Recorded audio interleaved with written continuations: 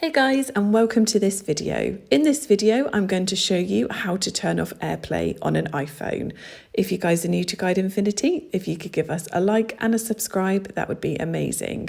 Okay, so there's a couple ways that you can do that.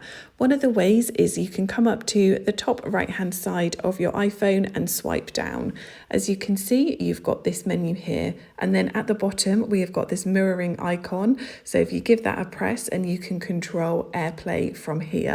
Or alternatively, you can go into your settings, you can go to general, scroll down, and under AirDrop you can see you've got AirPlay and continuity, so you want to give that a press.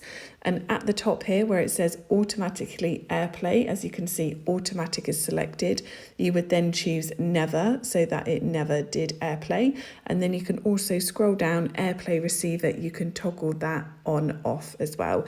You can also change the options in between if you want to.